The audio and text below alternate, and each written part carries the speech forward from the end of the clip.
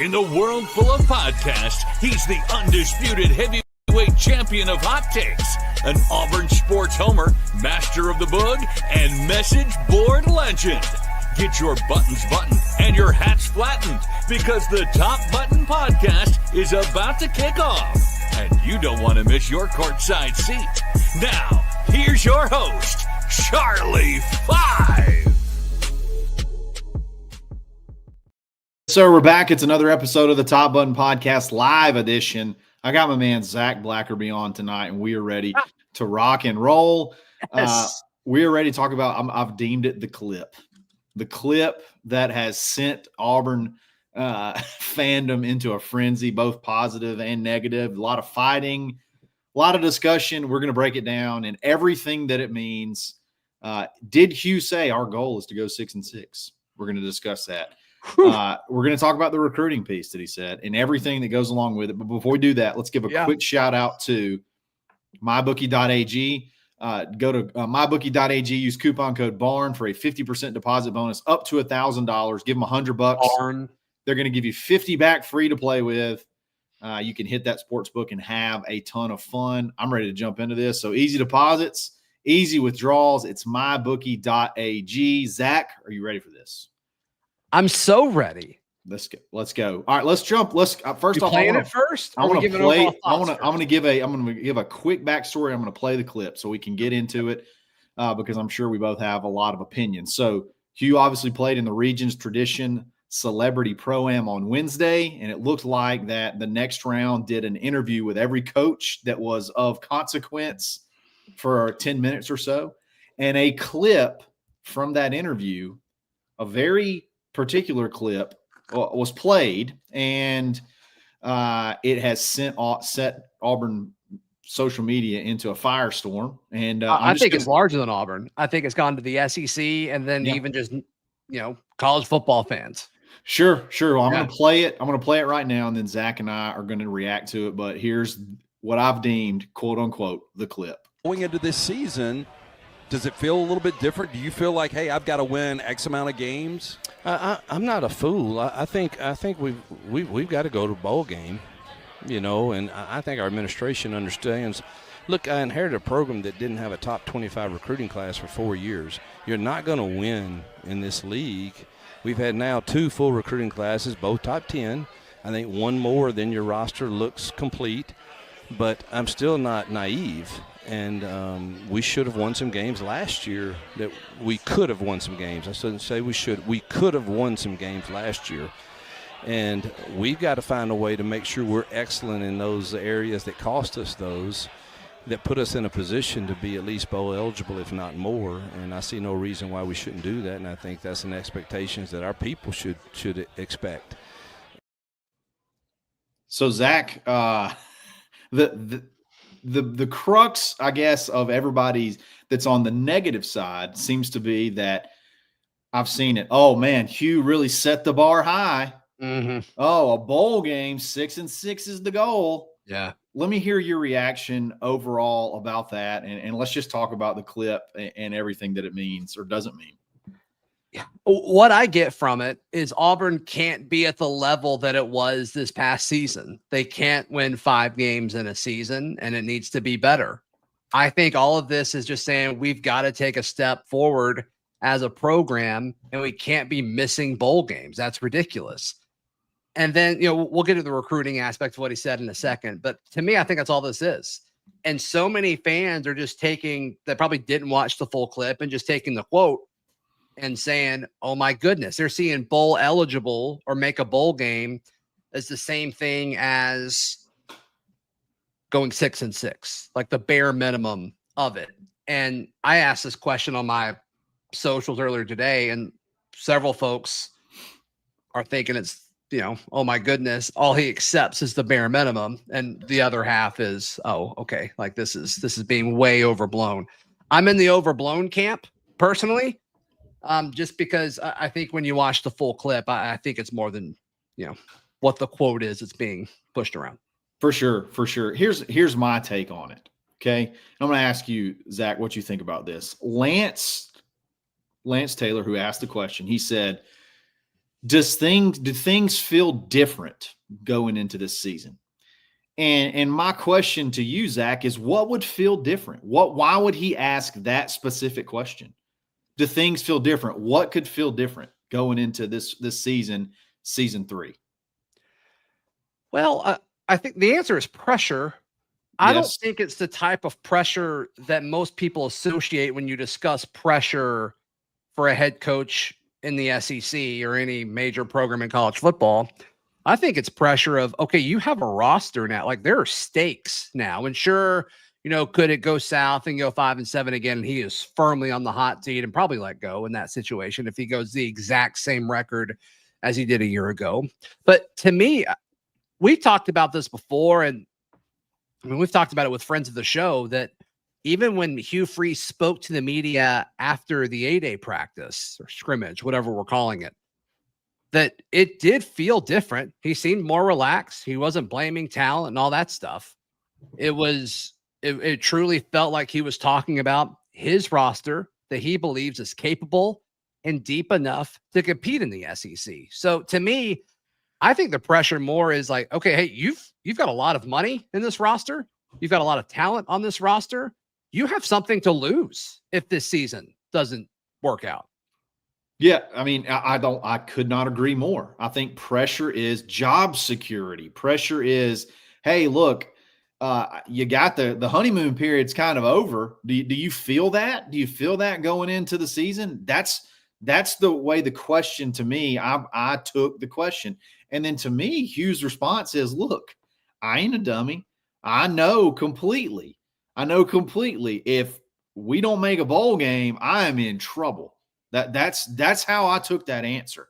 Not that, hey, I've set our sights on 6-6. If anything over 6-6 is gravy. That is not even remotely what he's said. saying last year wasn't good enough. That can't happen again. That was not the question that was asked. And here's another thing that was never said in that clip, I don't believe. The word goal. The goal was, nothing was ever said that says the goal is to make a bowl. That was the goal. The term goal, I don't believe, was ever used in that whole clip. Hugh was asked, hey, do you feel the heat a little bit this year? Does it feel different than the previous first 2 years? Do you feel the pressure you got to produce? And Hugh's like, hey, look, I ain't no dummy. We just went 5-7, and you're supposed to make a big jump from year 1 to year 2. I ain't no dummy to know that if that happens again, I got to answer some really tough questions and I'm going to be in trouble. To me, it's not that hard to decipher unless you have you're almost looking for things for Hugh to be mad at. That's the way.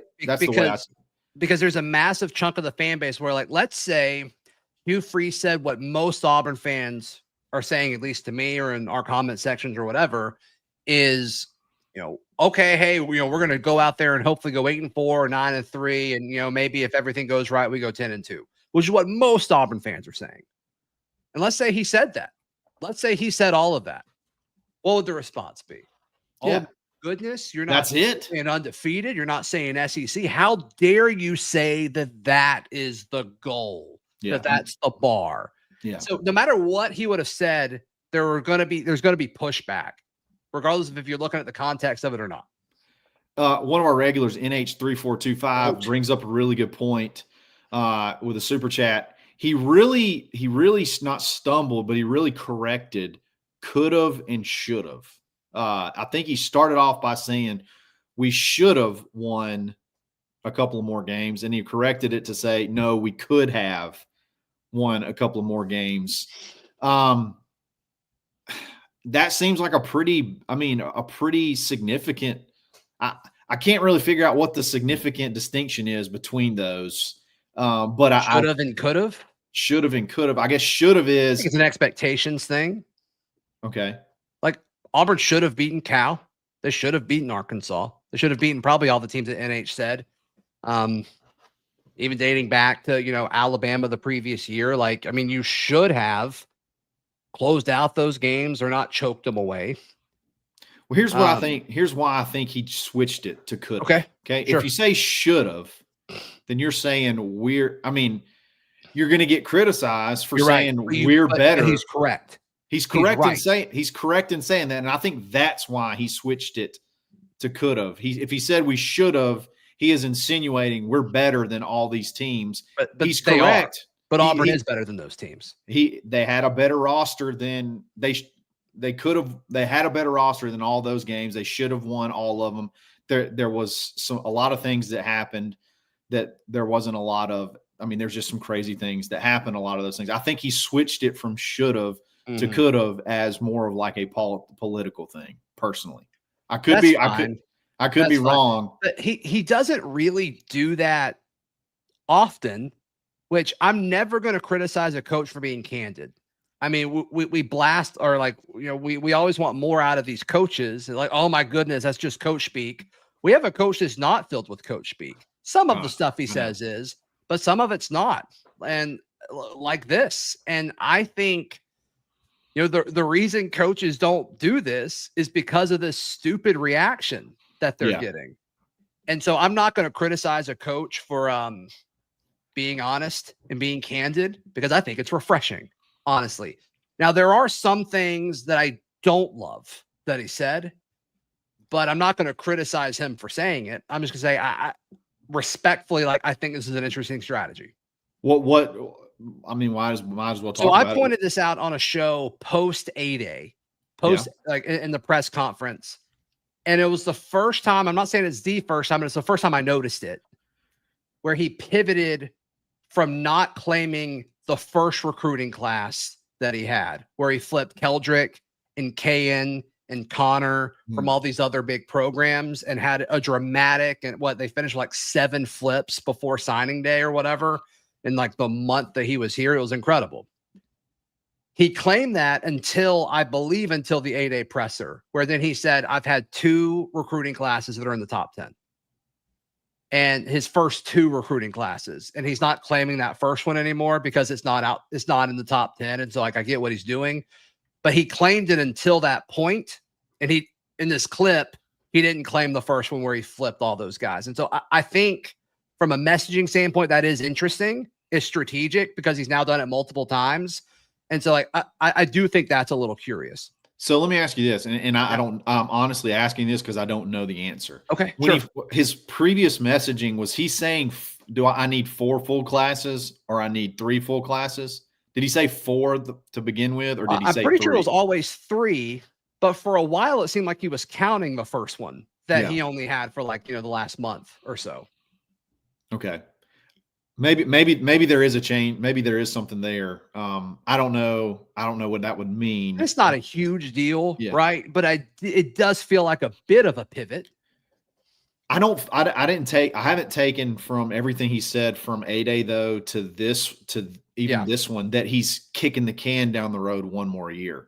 I don't get that feeling. I mean, it doesn't matter if he wants to kick the can down the road another year or not. I mean, he can't. He's got for sure. So but I'm agreeing with you. Yeah. From a messaging standpoint, that is interesting.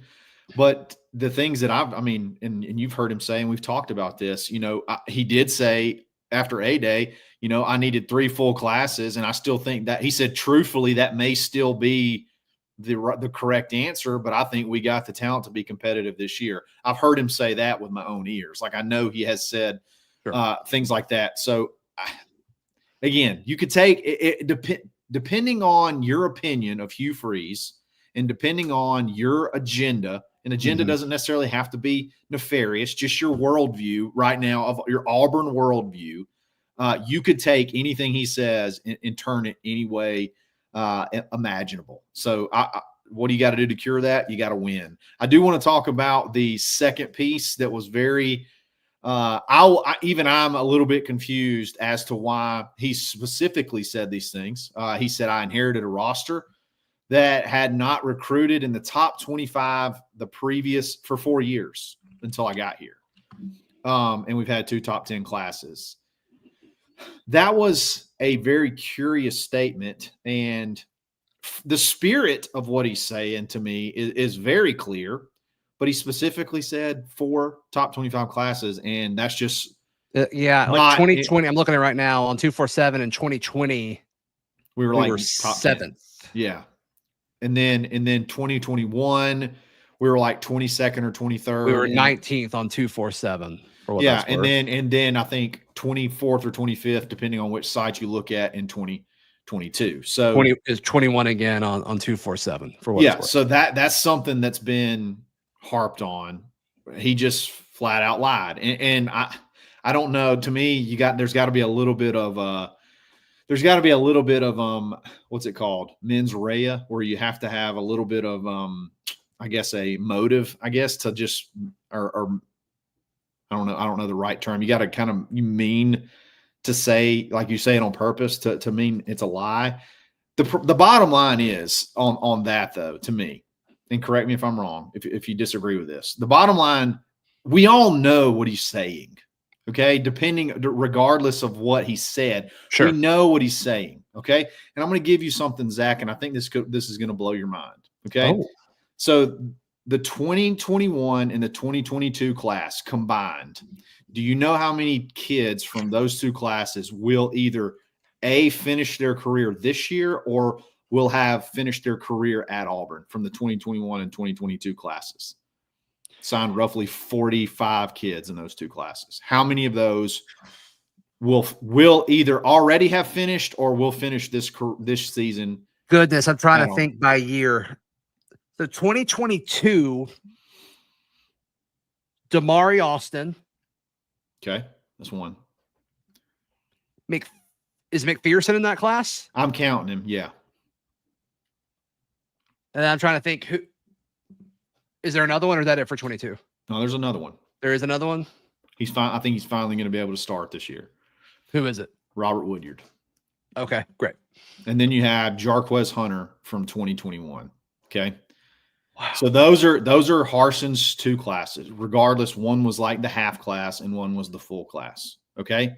Do you know how many kids from the 2020 class, that's Gus's last class, will finish their career at Auburn this year?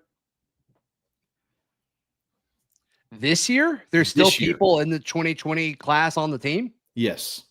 Yes. It's got to be linemen. Jeremiah Wright? That's one. Tate Johnson? That's another one. How many are there? How many more? It's 4. So I say Zacchaeus Walker, is he one? Zacchaeus Walker's one. Hold on. Yes. Hold on. See if you can name the last one. It's tough. It's tough, and it's kind of tricky because he left. Is he on scholarship? He left and he came back. Oh, Jay Hardy. Jay Hardy. Okay.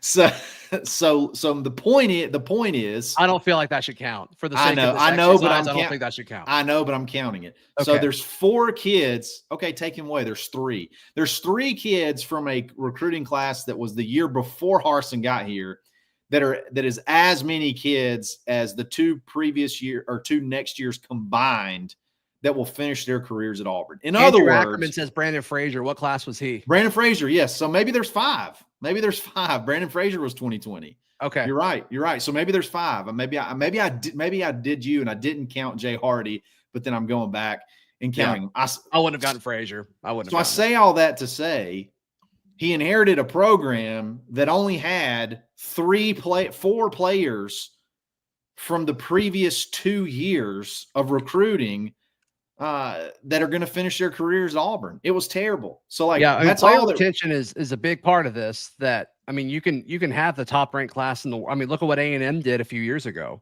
and then there was this mass exodus, and it's like, okay, well, it doesn't matter. Like 3 years later, when those guys should be peaking, it doesn't matter. And so, yeah, I mean, you look at what Hugh Freeze did just in his first month on the job when he flipped Connor and KN and Keldrick. And all those guys, like 2 of those guys, I think will have the chance to be first round draft picks. Yes. And I think Kane's got an outside shot at it too. I mean, he might be a day 2 guy, but still, that's what he did in his first month on the job. So, yeah, I just think it's interesting, like a messaging thing. I think it's pivoted a little bit, which I think is interesting, but not the end of the world. Just something I've brought up. Again, the quote was if you go by the letter of it, was incorrect. Auburn has had top 25 classes over the last and that's 4 the kind of years before stuff he got where here. it's like, once again, I love coaches when they're candid and honest, but there are some times where it's like, I'm glad that you said it. I'm glad that you felt comfortable to say it, but like, what are you getting out of that? Like, No, we like, all we know already the know this. storyline We that know you're this. that the program was at the lowest point ever when you took it over. We Yeah. all get it. Like, what's the point? What's the point here? I agree, and to me, it's hard to know how you react until you're in the corner of basically being asked, do you think you're going to be fired if you have another bad season? How do you not go into an interview though I expecting know that at this point? I know that's got to be a question that I'm sure it's a question that should have been This on will your be mind. brought up. This answer will be brought up at media days in July. This isn't for going sure. away. For sure. And I hope you have a better, I don't want to say a better answer, because I still don't think I still don't think it, unless you have an agenda, or unless you just don't like Hugh Freeze. I get it. I agree with you. I don't necessarily have a problem with the first part of the answer. The recruiting piece is, whatever. But the last thing I want to talk about is, the clip was kind of cut off, I think, and it mentioned the bowl thing and then the recruiting thing, but it left off the very end of it to me, which is the most important thing, where he basically said, hey, we got to start delivering. What's one thing that last year everybody said, Hugh puts the blame on everybody else. He never puts the blame on himself. The last part of that whole piece was, we basically we as coaches, we left too much meat on the bone last year. We could have won 4 more games, and we didn't, because we weren't better in very key aspects of the game that should be easy to, that should be automatic type stuff, field goals, red zone scoring, not turning the ball over, like kickoff, like special teams in general, like all those things. And he said Auburn fans expect that, and he said bowl eligibility minimum, but more than likely a lot more is what the expectation should be. So again, I get frustrated when I feel like there's an axe to grind. Like we're going out of our way to, I guess. Well, there's some frustration, motive. right? I mean, there's some frustration throughout the Auburn fan base, and I think there's frustration coming from a few different angles. I mean, obviously losing. See, like right here, I'm sorry, you're in the comments and you're listening to the show. No one said 6 wins was the goal. Like, nobody said that. 6 wins isn't going to cut it this year. I agree with you. Nobody said 6 wins was going to cut it. Right. Nobody. And bowl eligibility, sure. Technically, bowl eligibility is 6-6, but like, there's a lot of other bowl games you can go to at 7 wins, 8 wins, 9 wins, 10 wins. Well, I mean, once again, the there's a lot of folks in here now that weren't here at the start of it. Like, I mean, it sounds like we agree. I mean, he's referring to, like, the fact is that last season was a low point for Auburn. You can't have that again. You can't have it again. If that happens again, if we don't get to a bowl again, I'm in trouble. That's what I took from that quote. I'm in big trouble if that happens again, and we can't let it happen. And a lot of that was on me. And here's the irony in all of this. The folks that are running with this, saying that, oh my goodness, he said 6-6 is good enough, are these people that, like, so-called love Auburn and they want Auburn to succeed so much. And it's like, this isn't helping. Like, you're not helping this team that you so-called are pulling for when you do stuff like this. No, I couldn't agree more. As far as anything else goes, there was that interview is 10 minutes long, and I encourage everybody to go actually listen to the whole piece. That's another thing we do, and it's kind of like a bigger story of society. Do we listen to a clip and form our whole opinion? He says a lot of really good things about expectations and letting the fans down and needing to do more for the Auburn people, because they've been through a lot and they're expecting us to turn this thing around. So I encourage everybody to go listen to the full interview, but I wanted to get that out there. I was kind of aggravated with how it had gone around. And I was aggravated at how it was portrayed from Auburn people. And, I think I'm a little bit aggravated how it's been portrayed around the Southeast as well. So I just felt like it needed to be addressed. Yeah, and I haven't like dug into, who said what or anything like that, but I did see the original. I mean, I had the thing sent to me from the next round that was posted, and I watched it. I'm like, yep, people are going to be upset with this. And I read some of the comments like, yep, we're talking about this for a few days, For sure. I guess. So I don't know who's all said what about it, but I can imagine that there's I'll tell you what, folks though, in about it. In the middle of May, though, boy, we needed it. If I'm being All honest. these, man, I tell you what, though, dude, all these people telling me like, yeah, I just don't care as much as I used to. And it's like, Are you sure? I don't know that I believe you. Like you care. Exactly. Clearly they do. I mean, it's right. all on message boards. There's multiple pages on message boards. There's tweets everywhere. The comment sections are crazy. It's like, I thought you didn't care. I thought you weren't paying attention till the season got here or till he started winning. Exactly. Huh. Exactly. Zach, when are we going to do this this big thing we've been teasing about? When do you think we should do this? I'm going to send out text to everybody involved tomorrow. Okay. So are we thinking next Sunday? Is it going to be a Sunday thing? Could be. Possibly. Hey, we got something really fun planned. So you guys share the name of it, not what it is, but maybe the name of it, a little teaser. Sure. Why not? We're going to call it the Barncast. The Barncast. And we're going to leave it at that. It's going to be a different format, a different type deal than what this currently is. But we'll announce that on the Top Button podcast and Village Vice and the Barn Baseball Pod and the basketball show and all of that. We'll announce it throughout the week with more details. For sure. Guys, Zach, thanks for joining us. Tell everybody where they can find you and support you. Yes. Subscribe to this channel right here. You can find me and Brad Law there multiple times a week. Brad's been very busy with baseball, but it's not slowing down because we're going to keep playing. We're going to keep playing for a long time, my guy. Yes, sir. Yeah, go check it out. Yes, sir. Subscribe to the Barn YouTube page. We got new content dropping every single day. I'm ready for some Auburn baseball recap preview headed into the SEC tournament. And probably go ahead and start talking about the NCAA tournament. So a lot of fun, a lot of stuff talking about, a lot of stuff, fun stuff to talk about. You know where to find me. We'll be back here every single day this week. It's another episode of the Top Button Podcast, live edition. Stay buttoned. Thanks for listening and drive home safely.